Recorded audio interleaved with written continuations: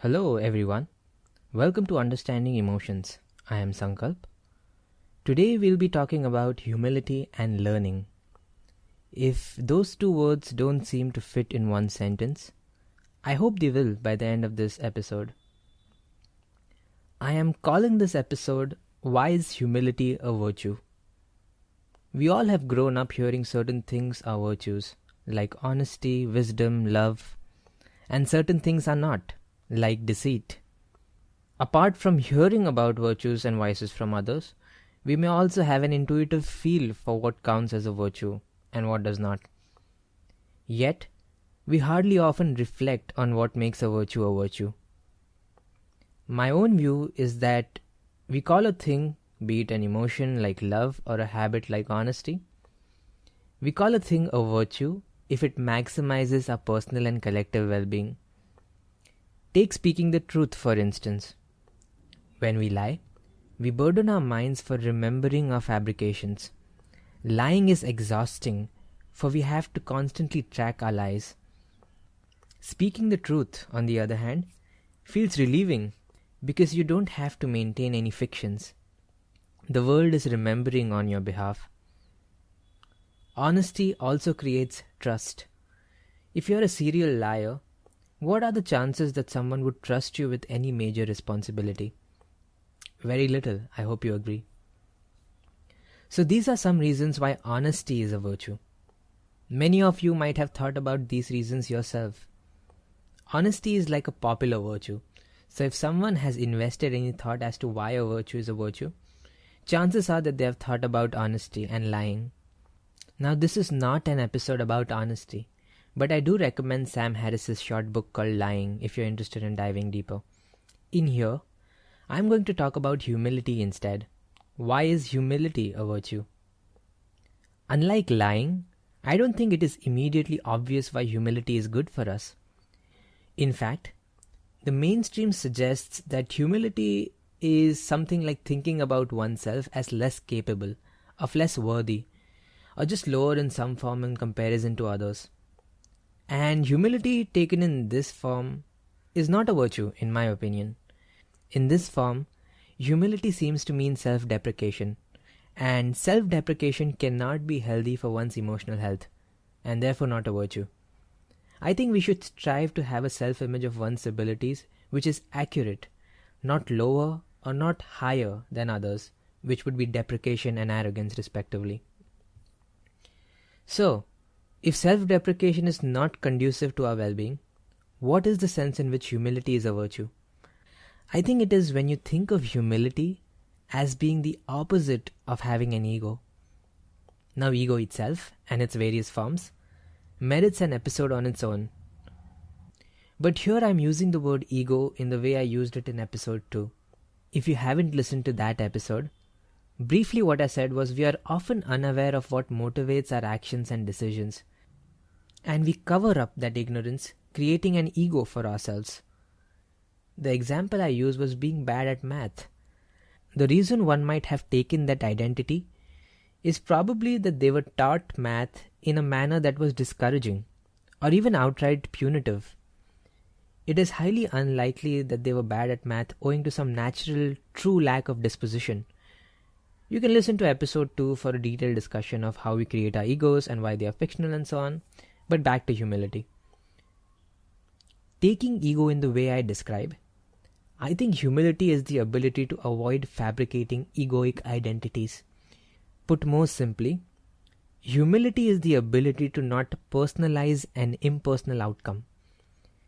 And I hope you agree that having the ability to not take things personally could have a major impact on one's own well-being.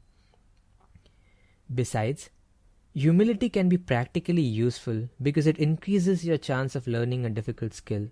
Here's how. Take learning an instrument, for instance. I have been learning the guitar these days, so I will use that as an example. A lot of people quit learning the guitar within the first month, frustrated at how tedious the process is.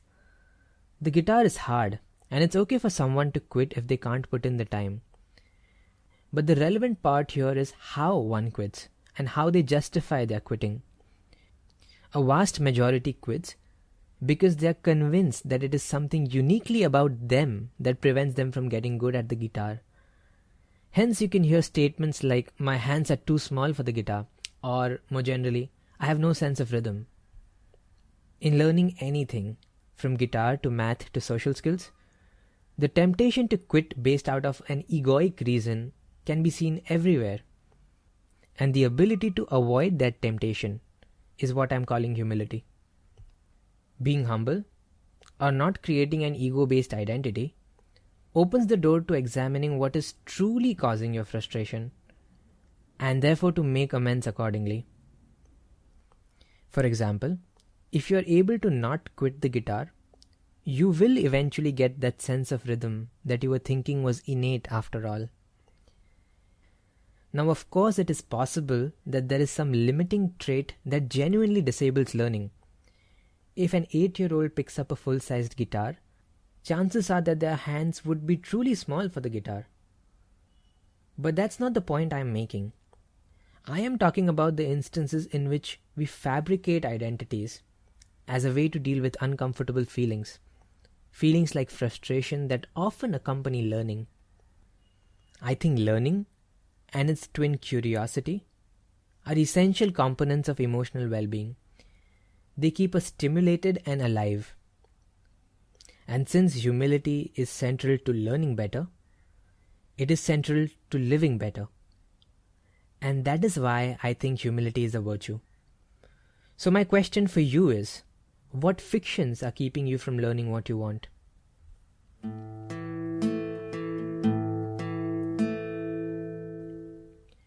Okay, welcome to the part of the show in which I give some practical tips. Today's topic was humility and learning. The exercise this week is simple. Pick something that you're learning or would like to learn. It can be some concrete skill, like an instrument, or it could be something more softer, like getting better at communication.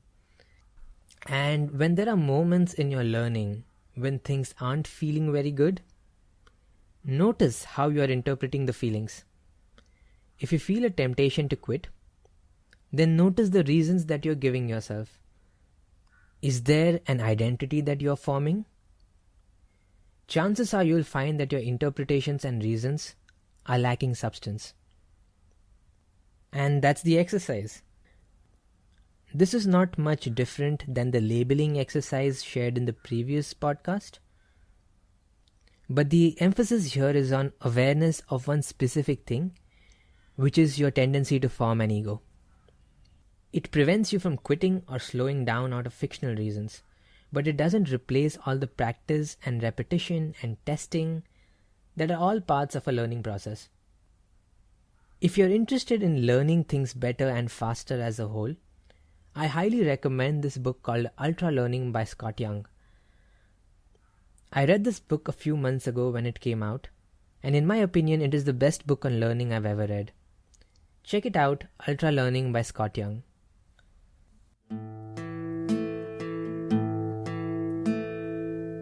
And that brings us to the end of this episode.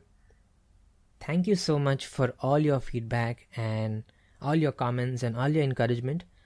They have been extremely helpful and they have certainly kept me going for now 3rd week. As usual, it would be great if you could share this podcast with your friends, especially those who would have an inkling for emotional intelligence. I'm not trying to create an overly popular podcast, but I would like to reach people who think about these things and find these things interesting. You might know that I have a website on, it's sankalpgarud.org, and the podcast can be found there. The podcast is also live on iTunes now, and the relevant links are on the website. Use the contact form on the website to reach out to me for any comments, feedbacks, or anything else. I am eager to hear from you. Bye and see you.